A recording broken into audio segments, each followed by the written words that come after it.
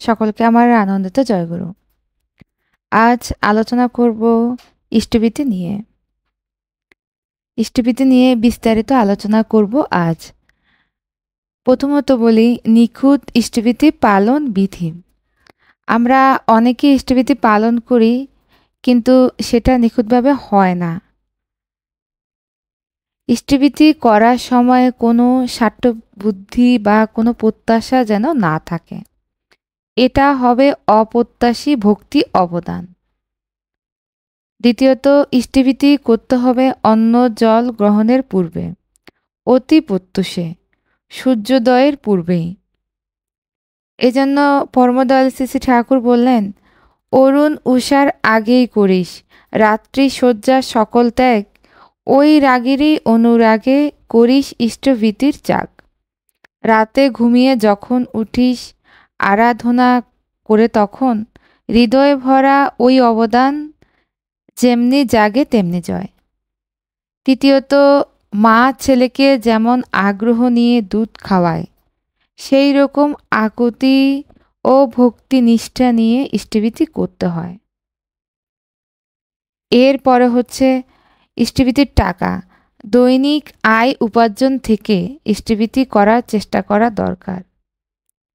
গীতায় কর্মফল ত্যাগের কথা বলা আছে, অর্থাৎ কর্ম করে যাও, যা পাও তা গুরুকে দাও। কর্ম করে যাহা পাও ইষ্ট কাজে যদি দাও, দিয়ে হলো ধন্য ভাগ, তবেই কর্মফল ত্যাগ। ইষ্টভীতির অর্ঘ্য। দৈনিক আহার্য আনুপাতিক। ইষ্টভীতি যাতে রাখা যায় সেই ধান্দা যেন সবসময় মাথায় থাকে। ইষ্টভীতি প্রেরণ। ঠিক 30 দিন পূর্ণ হলেই ইষ্টভীতি স্বদক্ষিণায় ইষ্টস্থানে পাঠিয়ে দিতে হবে। ইষ্টভীতি পাঠিয়ে 2 জন ইষ্ট ভ্রাতাকে 2টি ভোজ্য বা তার বিনিময়ে অর্থ প্রদান করতে হবে। পরমদয়াল শ্রী শ্রী ঠাকুরের আলোচনা প্রসঙ্গ থেকে ইষ্টভীতি সম্পর্কে আলোচনা করলাম। এবার দেখে নিই পরমদয়াল ইষ্টভীতি সম্পর্কে বিস্তারিত কি বলেছেন আমাদের। ইষ্টভীতি মহাযজ্ঞ। শ্রী শ্রী ঠাকুর অনুকূলচন্দ্র প্রদত্ত নিত্য অনুসতর্ব ছড়াবাণী অনুযায়ী অন্যে বাঁচায় নিচে থাকে ধর্ম বলে জানিস তাকে। এর মধ্যে ইষ্টভীতির মূল তত্ত্ব সুপ্ত। সৎসঙ্গের বর্তমান পরিস্থিতি অনুযায়ী শ্রী শ্রী ঠাকুর অনুকূলচন্দ্র কথিত সৎসঙ্গ চায় মানুষ বাণীতে বর্ণিত সৎসঙ্গের আদর্শের সাথে ইষ্টভীতি শব্দের মর্মার্থের সাথে পরিচিতি না হলে, ইষ্টভীতি নামের সাথে বেশিরভাগ সঙ্ঘকেন্দ্রিক জনেরা যেমন পরিচিত, তেমনি সাধারণ লোকেরাও শ্রী শ্রী ঠাকুরের নামে টাকা পয়সা রাখা এবং নির্দিষ্ট সংস্থায় জমা দেয়াকে ইষ্টভীতি মনে করে থাকেন। অনেক দীক্ষিত জনেরা শুক্রবার বাদে অন্যদিন মাছ মাংস পেঁয়াজ রসুন আদি অবক্ষ ভোজন করেন। বর্ণাশ্রম ধর্মের প্রতি মুখ ফিরিয়ে বৃত্তি হরণ কর্মাদি করেন। প্রতিলোম বিবাহ বিলাসে অগ্রগম্যগামী হয়ে গর্ব করে বলেন, আমি রোজ 10, 20, 30 টাকা করে ইষ্টভীতি করি। শ্রী শ্রী ঠাকুর বলেন, অসৎ উপায়ে উপার্জন, সদাচার এবং বর্ণাশ্রম বিধি না মেনে যে উপার্জন, তা দিয়ে ইষ্টভীতি করার নির্দেশ কোথাও দেননি। তিনি বলেন, সত্য পথে চললে রোজগার বেশি হয়, সাধু রোজগার হয়। ফাঁকির পয়সা আর ভালোবাসার পয়সায় ঢের তফাৎ। ফাঁকির পয়সা খেলে শরীর মন প্রবৃত্তি ঝোঁকা হয়, স্বার্থত সম্বেগ স্থিমিতি হতে থাকে। আলোচনা প্রসঙ্গ 15তম খণ্ড। শ্রী শ্রী ঠাকুরকে প্রশ্ন করা হয়েছিল, আপনি ইষ্টভীতির উপর এত জোর দেন কেন? কিন্তু কেউ যদি জেলে আটকা পড়ে এবং সেখানে কোনো ইষ্টভীতির সুযোগ না পায়, তখন কি করবে? শ্রী শ্রী ঠাকুর বলেন, ভাতের গ্রাসটা দেবে।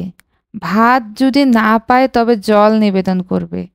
জল যদি না পায় তবে সীতা যেমন বালির পিণ্ডি দিয়েছিল, অগত্যা সেই রকমভাবে বালি বা মাটি দিয়ে ইষ্টভীতি করবে। তাও যদি না পায়, পরমপিতার দান বাতাস, তা তো কেউ কেড়ে নিতে পারবে না। আর সর্বশেষ মানস উপাচারে নিবেদন তো আছে।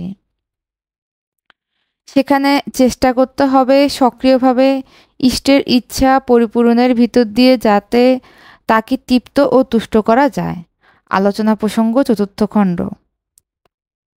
উপরোক্ত বাণীতে বোঝা গেল যে টাকা পয়সা নয়, ইষ্টের ইচ্ছা পরিপূরণ করা ইষ্টভীতির মূল প্রতিপাদ্য বিষয়, যা পঞ্চব্রহী এবং সপ্তাচ্ছির অনুশাসনের মধ্যে নিহিত রয়েছে।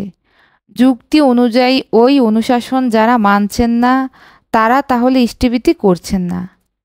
আমরা আমাদের প্রিয়জনের জন্য কোনো কিছু কিনলে সেরা বা শ্রেষ্ঠ জিনিসটাই কিনি, এ বিষয়ে কারো কোনো দ্বিমত থাকতে পারে না। তাহলে আমরা যাকে আমাদের জীবনের শ্রেষ্ঠ আদর্শ মনে করি, সেই প্রিয় পরম শ্রেষ্ঠকে শ্রেষ্ঠ জিনিস নিবেদন করতে হয়। তাই ইষ্টভীতিকে যারা সবচাইতে বেশি গুরুত্ব দেন, তাদের অবশ্যই শ্রেষ্ঠ ইষ্টভীতি বিষয়টা জেনে রাখা উচিত।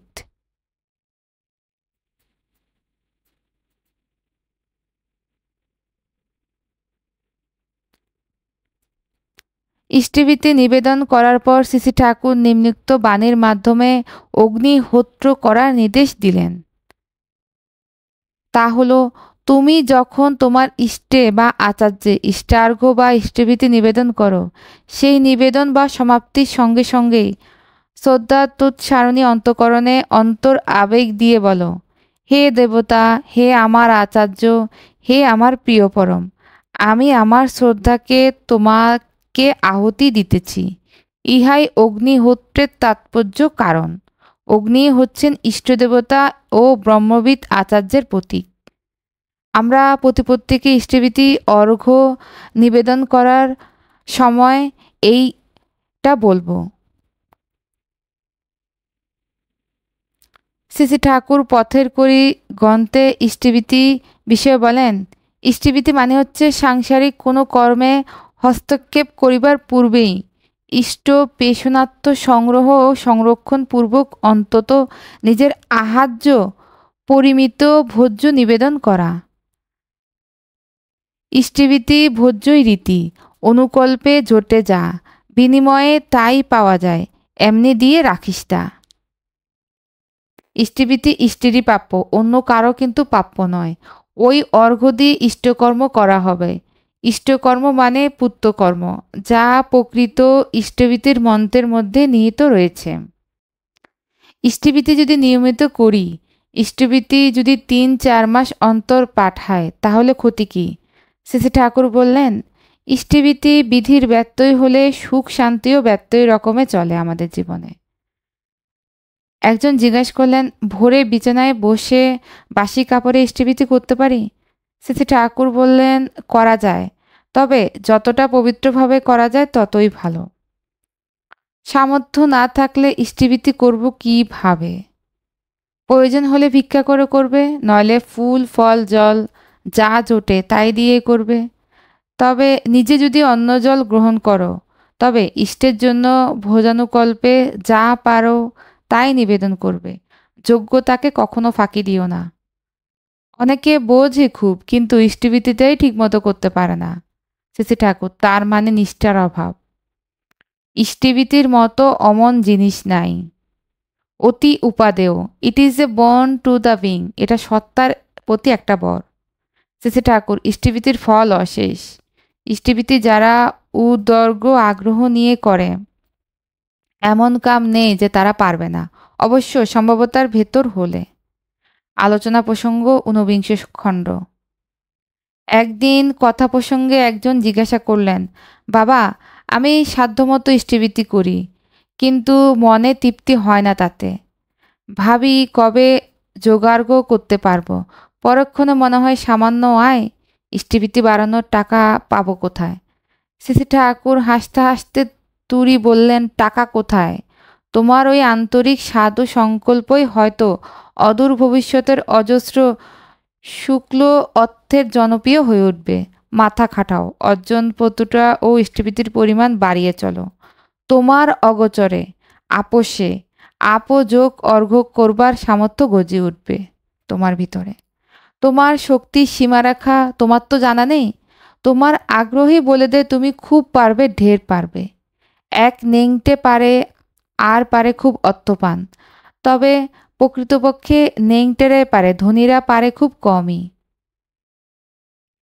ভগবান যিশু বললেন, it is easier for a camel to go through the eye of a needle than for a rich man to enter into the kingdom of heaven. অর্থাৎ একজন ধনী স্বর্গরাজ্যে প্রবেশের চাইতে বরং একটা উটের পক্ষে একটা সূচের ছিদ্র দিয়ে গলিয়ে যাওয়া সহজ।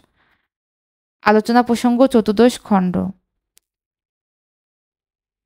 পরম প্রেমময় শ্রী ঠাকুরের ইষ্টভীতি সম্পর্কে আলোচনা প্রসঙ্গ গ্রন্থখানি থেকে কিছু আলোচনা করলাম। আমরা প্রত্যেকেই পরমদয়াল শ্রী ঠাকুরের বিধি অনুযায়ী ইষ্টভীতি করব। আজ এ পর্যন্তই। সকলকে আমার আনন্দিত জয় করুন।